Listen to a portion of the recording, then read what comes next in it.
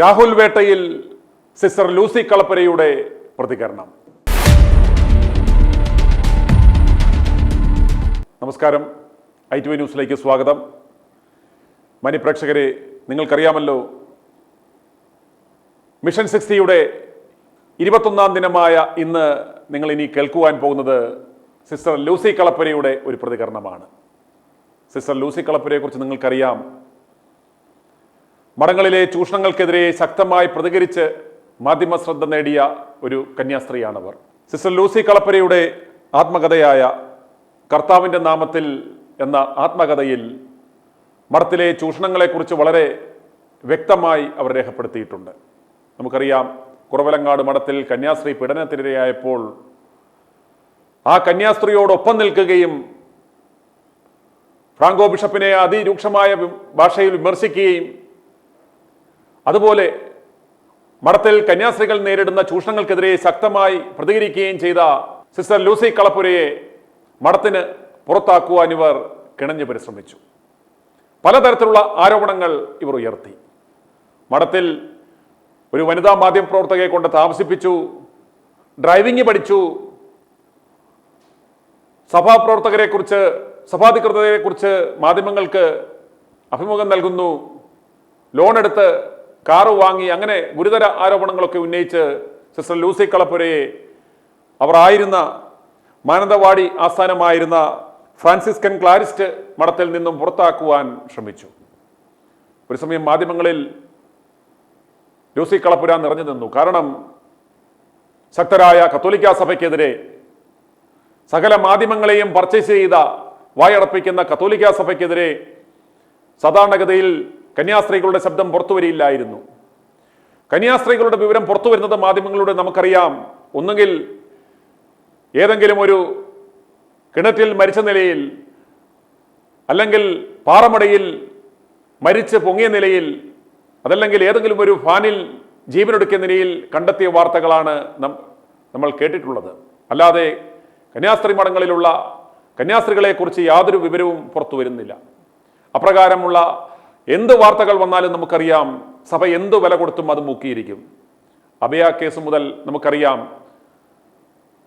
ഒരു മരണമുണ്ടായാൽ കോടികൾ സ്പെൻഡ് ചെയ്യുവാനും സഭ മടിക്കില്ല. അതുപോലെ പ്രബലരായ ശക്തരായ തൻ്റെ സഭയ്ക്കെതിരെ ശബ്ദമുയർത്തി നീതിക്ക് വേണ്ടി പോരാടി വിജയം വരിച്ച, മഠത്തിനുള്ളിൽ നടക്കുന്ന കൊള്ളരുതായ്മകൾ പുറംലോകം അറിഞ്ഞത് സിസ്റ്റർ ലൂസി കളപ്പുരയുടെ ആ പ്രവർത്തനങ്ങളിലൂടെയായിരുന്നു. ആ സിസ്റ്റർ ലൂസി കളപ്പുര ഇന്ന് ഒരു ആത്മകഥ എഴുതി. അതുപോലെ തന്നെ നിയമപഠനം പൂർത്തിയാക്കിയെന്നാണ് എൻ്റെ അറിവ്. അങ്ങനെ സാമൂഹിക കാര്യങ്ങളിൽ ശക്തമായി ഇപ്പോഴും ഇടപെട്ടുകൊണ്ടിരിക്കുകയാണ്. ആ സിസ്റ്റർ ലൂസി കളപ്പുര രാഹുൽ മാങ്കൂട്ടം വേട്ടയിൽ ശക്തമായ തൻ്റെ പ്രതികരണം അറിയിക്കുകയാണ്. കഴിഞ്ഞ ദിവസം ഞങ്ങളെ വിളിക്കുകയുണ്ടായി.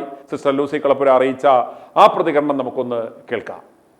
ഞാനും എല്ലാ ദിവസവും രാഹുലിൻ്റെ നിരപരാധിത്വം അല്ലെങ്കിൽ കുറ്റക്കാരൻ എന്നുള്ളത് തെളിയിക്കപ്പെടുന്നോടം വരെ എൻ്റെ മനസ്സ്, ഞാൻ വ്യക്തിപരമായിട്ട് പറയാം, വളരെ സിൻസിയറായിട്ട് പിന്നെ രാഹുൽ മാങ്കൂട്ടത്തോടൊപ്പമായിരുന്നു. കാരണം ഞാൻ ഈ പൊളിറ്റിക്സൊക്കെ കാണുന്നുണ്ടല്ലോ, ഞാൻ ഒരു വ്യക്തിപരമായ രാഷ്ട്രീയത്തിലും ഉള്ള ആളല്ല.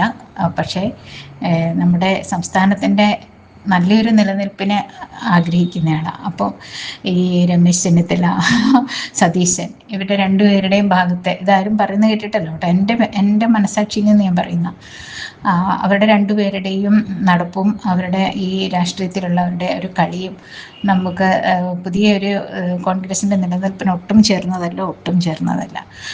ശരിക്കും ഷാഫി രാഹുൽ മാങ്കൂട്ടത്തിനെയൊക്കെ പ്രതീക്ഷയോടെ ഒരു പൊളിറ്റിക്സിൻ്റെ പേരിലും മാത്രമല്ല, പേരിലേ അല്ലാതെ നമ്മൾ ഒബ്സർവ് ചെയ്യുമ്പോൾ നമ്മുടെ സംസ്ഥാനത്തിന് വളരെ ചേർന്ന രണ്ട് വ്യക്തിത്വങ്ങളായിട്ടാണ് ഇവരെ കാണുന്നത്. അതുകൊണ്ട് തന്നെ അദ്ദേഹത്തിൻ്റെ ചില ചാറ്റിങ്ങും ഒക്കെ പ്രത്യക്ഷപ്പെട്ടപ്പോൾ തന്നെ അദ്ദേഹം എത്ര അന്തസ്സോടെയാണ് സൈലൻ്റ് ആയിട്ട് നിൽക്കുന്ന, ഒരു തരത്തിലും ന്യായീകരിക്കാനോ ഒന്നിനും നിൽക്കാത്ത, അതൊരു വ്യക്തിത്വത്തിൻ്റെ ഏറ്റവും ഉയർന്ന ഒരു പദവിയായിട്ടാണ് ഞാൻ കാണുന്നത്.